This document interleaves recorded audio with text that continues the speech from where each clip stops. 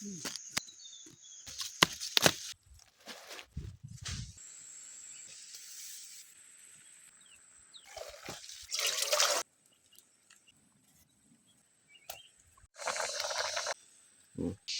วานตาดา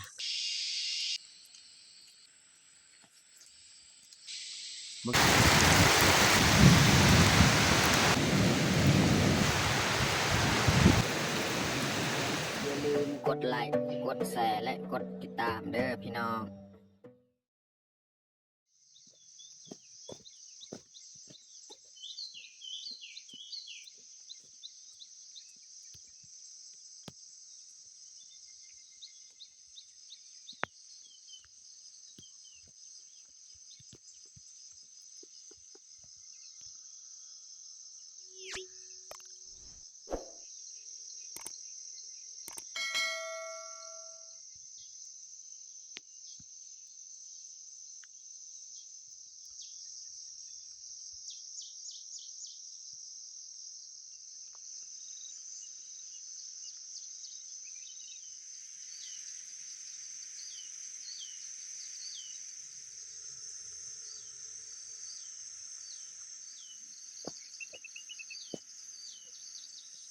กล่าวทักทายสบายดีเบิดสู่ครูสู่คนเนาะยินดีต้อนรับเขาสู่ซองเบายึงแล้วก็ภัยที่เขามาเบิ่งมาชมคลิปเบายึงกับเบายึงขออวยพรให้ทุกคนมีสุขภาพแข็งแรงให้ร่ำให้รวยแล้วก็มื้อนี้ก็พาเมียเขาไฮคือเก่าเนาะหลังจากเขาเข้าเมืองไปมื้อนั้นก็หลายมื้อแล้วเขาก็บ่ได้เข้าไฮ4-5 มื้อแล้วจนมื้อนี้แหละจึงมาเข้าไฮต่ออีกเนาะเพราะว่าเขามาแต่เมืองหั่นก็น้องแพงยังบ่สบายน้องแพงนี่เจ็บตลอดเนาะก็เลยเขาต้องได้พักบ่ได้เข้าไฮแล้วก็มื้อนี้อีกสิมาสืบต่อแต่ว่าไฮของเฮานี่บ่อนที่เฮาเฮ็ดแล้วนี่ก็ซ้ำบ่เฮ็ดซ้ำบ่เสียนี่พี่น้องเนาะหญ้ามันขึ้นเลยนั่นนี่พี่น้องเบิ่งทางนี้หญ้ามันจะสูงแหละปีนี้นี่บ่ได้พักบ่ได้พรเนาะถ้าว่าเฮาเสียหญ้าอยู่เทิงหั่นเสียหญ้าบ่อนสูงๆหั่นแล้วนี่บางทีเฮาก็สิต่ออีกรอบที่2อีกบ่ได้พักบ่ได้พรเนาะเพราะเฮานี่ก็มันขึ้นแล้วหญ้ามันสูงแล้วมันขึ้นเนาะเฮาทางให้แบบนี้นี่ทางให้บ่อนป้าแบบบ่อนเก่าหรือว่าพื้นที่เก่านี่มันจะหกพี่น้องเนาะหญ้ามันจะหกเนาะถ้าว่าเฮาไปทางบ่อนไม้บ่อนป่าอ่าประมาณเขาปะ4-5 ปีนี่มันจะบ่หกปานใดเนาะเพราะฉะนั้นอยู่ในหมู่บ้านบ้านเฮาเขาจะเลือกทางป่าเฮ็ดไร่นี่แม่นบ่อนที่ป่าจะใหญ่จะสูงเนาะเวลาเขาทางหญ้ามันจะหกถ้าว่าแบบนี้นี่มันหกคือเบายิงทางนี่เพราะว่าเบายิงทางนี่บ่อนป่าที่เขาทางประมาณ2 ปีเขาปะเขาไปทางคืนมันก็หกเนาะหญ้ามันจะขึ้นเนาะ เอาบ่อะไรหางมาแต่ทุกคนติดตามเบิงกับพวกเฮาได้ยาวๆเลยอันนี้เขาก็สีเริ่มเลยพี่น้องเนาะเริ่มออกแล้วพูดพี่น้องมันอยู่เทิงมันหกแห้งถ้าว่ามันบ่หกมันก็บ่ลายดอกฮะแต่ว่าพี่น้องเบิงนี่บ่อนที่เฮาเสียแล้วนี่ซัมโบเซียนี่หญ้ามันขึ้นเลยมันขึ้นพอๆกันกับต้นข้าวเลยความสูงหญ้านี่เฮาเฮ็ดตัวนั้นเฮาเสียตัวนั้นแล้วเฮาก็ต้องได้เฮ็ดต่ออีกตัวนี้เสียต่อตัวนี้นี่โอ้บ่ไหวแล้วพี่น้องเอ้ยนี่เบิ่งทางลุ่มหญ้ามันก็ขึ้นสูงพอๆต้นข้าวนี่แหละนี่เราก็ต้องได้เสียต่ออีกหอบซองอีกตัวนี้นะเอาไปเสียเลยยานแดดมันสิออกจังหน่อยนะฮอดตอนแรงมานี่ฝนตกอีกแต่ละมือแบบนี้เนาะตอนเช้านี่แดดพี่น้อง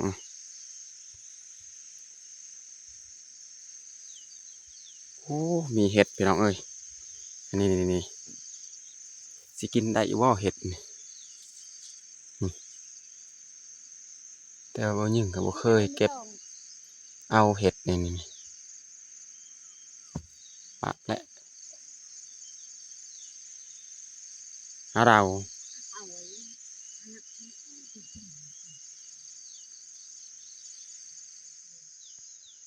พี่น้องเบิ่งนี่บอนที่เฮาเฮ็ดบ่ทันแล้วรอบที่หนึ่งหญ้านี่สูงเป็นป่าเลยนี่บอนที่เฮาเฮ็ดแล้วพูดทั้งลุ่มหันมันขึ้นเลยหญ้าตัวใหม่อีกมันขึ้น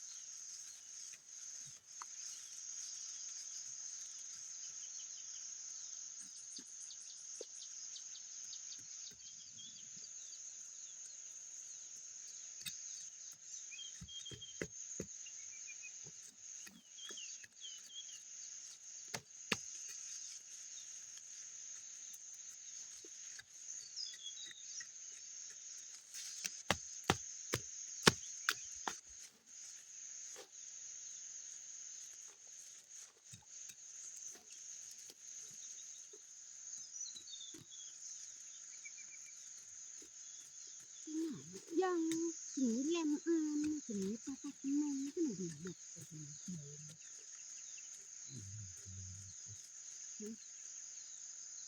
ได้ดูอันลำมันเกะเฮาได้ฮะเกะเฮา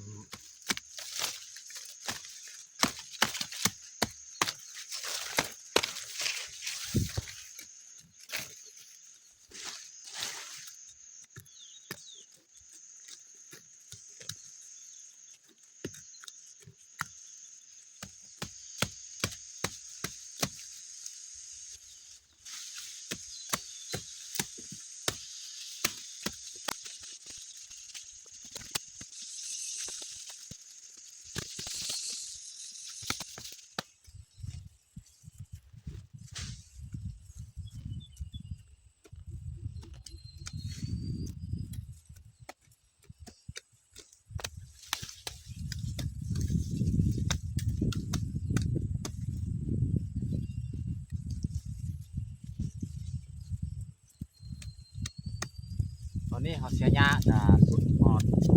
ตึงแล้วเสียหญ้าเสียลมนี่ก็ฮอดเชียงเสียก็ได้น้อยหนึงนี่คุณพกเสียหญ้าบ่ไปบ่มา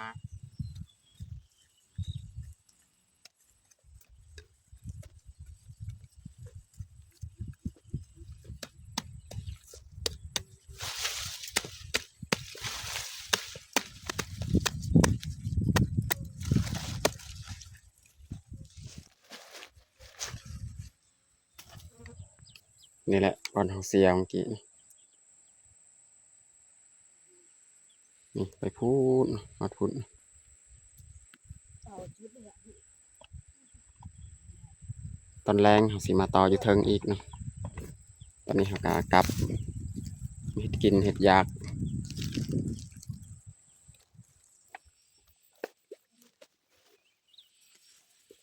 เนี่ยลกกาดนะ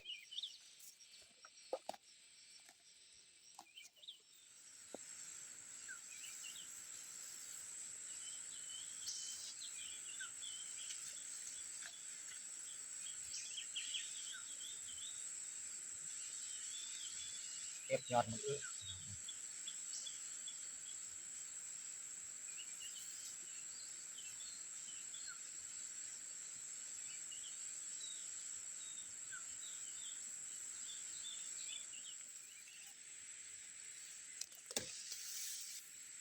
พอละสำนี้นะ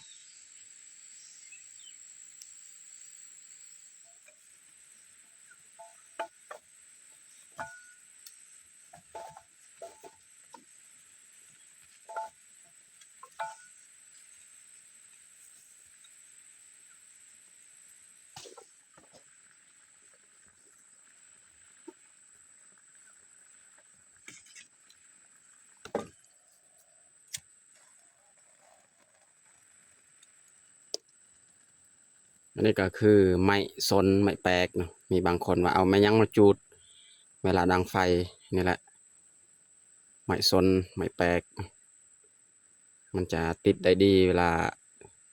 ดังไฟนะพี่น้องตอนนี้ก็เรียบร้อยเอาไปเก็บพืชผัก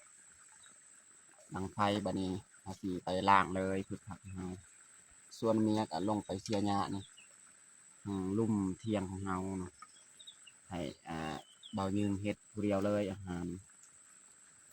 ผู้หนึงเฮ็ดอาหารผู้หนึงมีเสียหญ้าบางทีนี่มันเอาไปเสียหญ้าอยู่เทิงหั่นแต่ว่าเมียว่า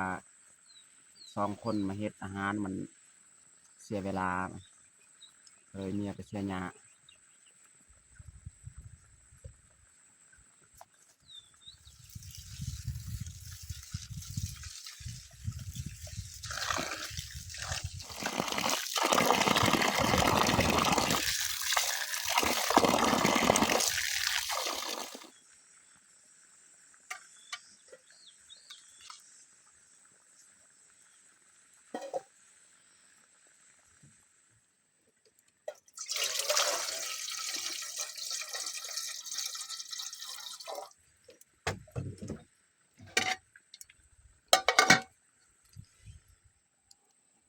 อันนี้ผักที่เราเก็บกะล้างเรียบร้อยเนาะสำหรับอาหารเที่ยงมื้อนี้แม่นสิเอานี่ปลาดุกที่เราปิ้งไว้ย่างไว้เอามาแกงนี่แม่นมากน้ำเต้าเอามาจากบ้านนี่นะผักจากบ้านอันนี้ผักเขาเก็บอยู่นี่แหละแล้วก็สิเอาผักอันนี้อีกมาหั่นมาซอยเนาะแกงนำกันกับยอดมะอึแล้วก็ใส่ปลาดุกแห้งนี่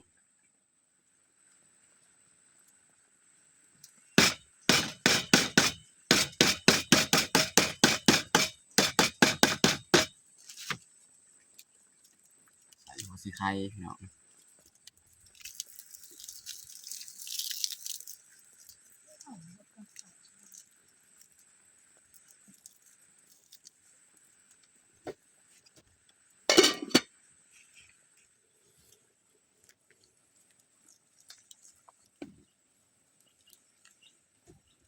ผักประมาณนี้แหละ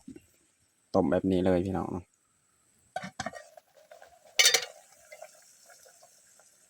ใส่พริกกระเทียม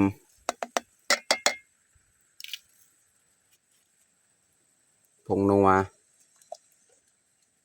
เกลือแล้วก็ใส่ปลาอีกเนาะ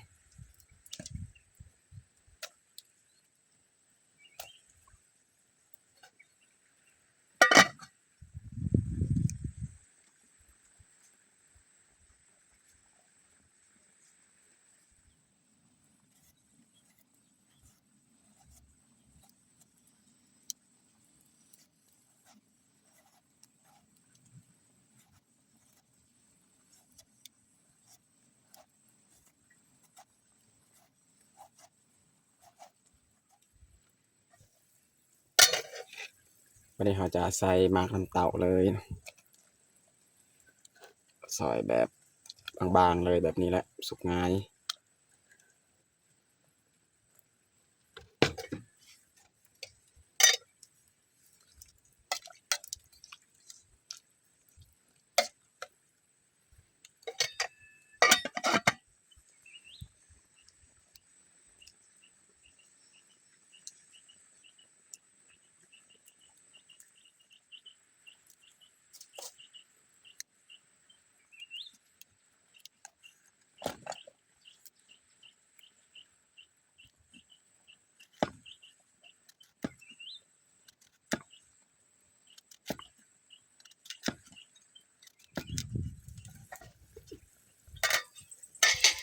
อันนี้เราจะใส่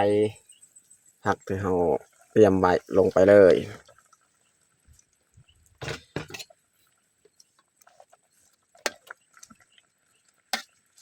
แกงผสมผสานพี่น้อง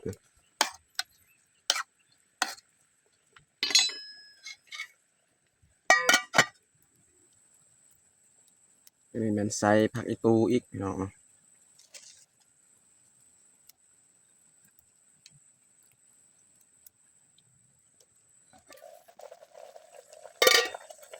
ตอนนี้ก็สุกเรียบร้อยแล้วพี่น้องเนาะแกงปลาดุกใส่ยอดมะอึใส่มะเขือเนาะหลายอย่างผสมวันนี้สุดท้ายเนี่ยจะใส่หอมบัวกับผักอีตู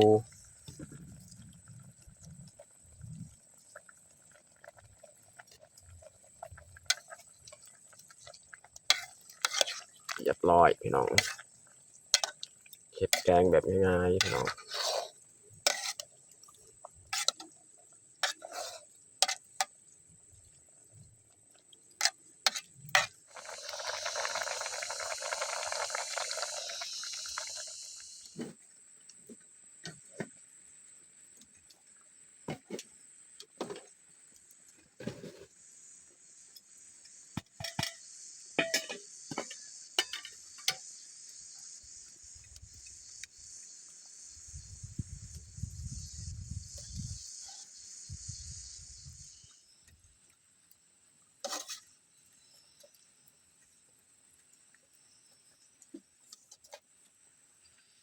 พอดีเต็มถ้วยเลยพี่น้องเนาะตัวมันอีก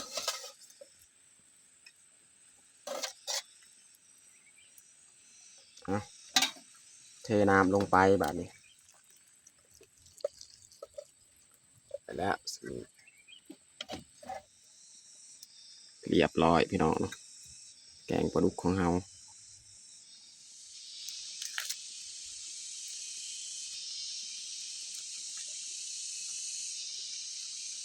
ซีซารี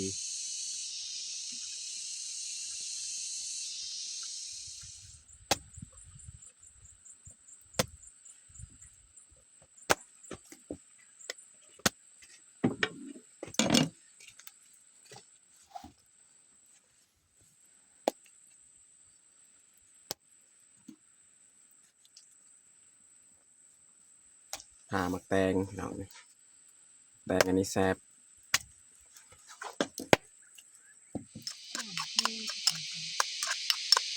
สมแจวพี่น้องสาลีเฮาเผาเฮาปิ้งแบบนี้มันจะหอมจะหวานพี่น้องเนาะเฮาต้มในบ่ปานใดพี่น้องเนาะเบายิงบ่ค่อยมักปานใดต้มสาลีต้มสาลีเฮาเผาแบบนี้นี่มันหวานพี่น้องตอนนี้ก็เรียบร้อยแต่งข้าวของเฮาแกงปลาดุกแห้งใส่ยอดมะอึใส่มะเขือผสมผสานใส่หมักน้ำเต้าหลายอย่างแล้วก็มีแจวพี่น้องแล้วก็มักแตงสาลีสำหรับอาหารเที่ยงของเฮากับบัดนี้แหละ ก็กระเบาบาดก่อนโดนกระแตกไหนเป็นจะที่แดกมันแบบ ตอนนี้ก็เรียบร้อยแต่งข้าวพนามเพื่อนเมียมากินข้าวเอามาทุกคนมากินข้าวเที่ยงน้ำกัน มากินข้าวเที่ยงน้ำกันใช่มุดดูบนลาว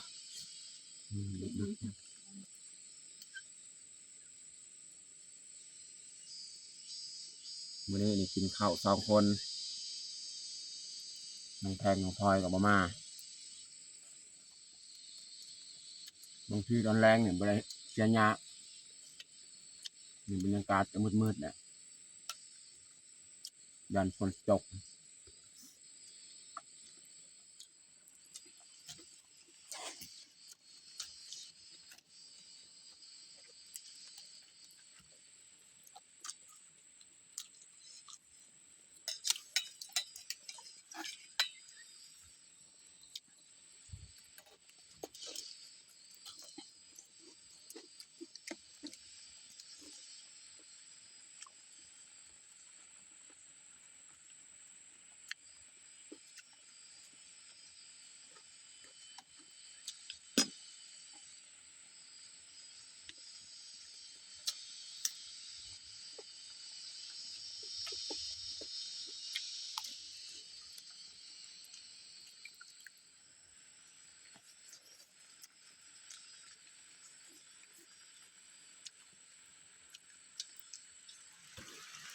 โอ้พี่น้องเอ้ยฝนเริ่มมาแล้วกินข้าวยังบ่ทันแล้วนี่พี่น้องเนาะนี่มันยังกินข้าวฝนเริ่มมาแล้วอันนี้หลังจากเขากินเขาแล้วกินชะลีเมื่อกี้นี่ฝนตกแต่ว่าเดี๋ยวนี้มันเช้าแต่ว่ายังมืดอยู่นี่คือจังน้อยอีกมันตก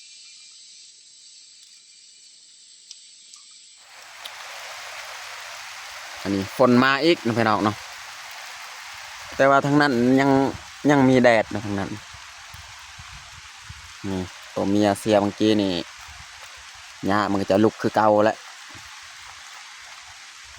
ถ้าว่ามันได้ทึกเปียกนี่หญ้าแบบนี้มันตายยากพี่น้องเนาะนี่หญ้าแบบนี้ฝนตกแห้งแล้วพี่น้องเอ้ย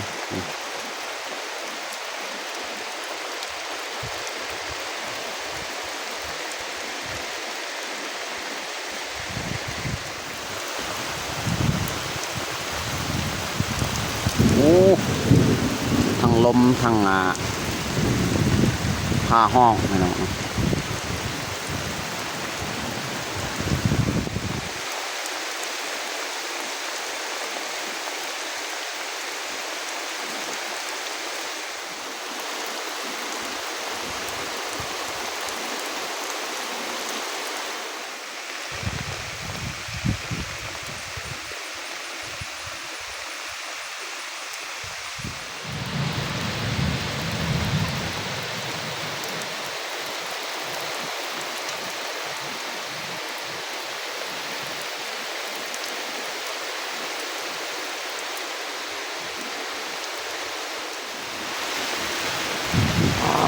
พี่น้องเอ้ย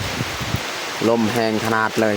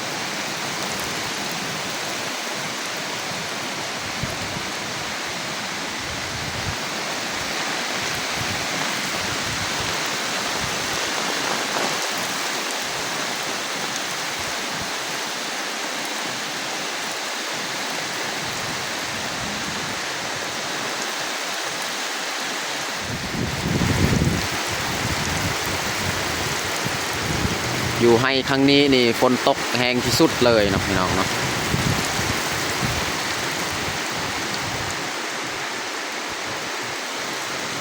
พี่น้องเบิ่งต้นสาลีเนี่ยมันงอเบิด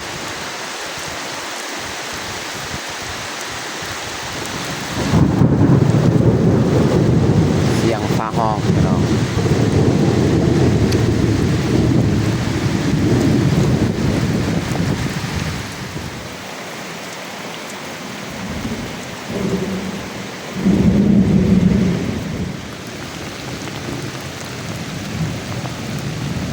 หนาวแห้งพี่น้องฝนนี่บ่หยุดบ่เซาตกแห้งขนาด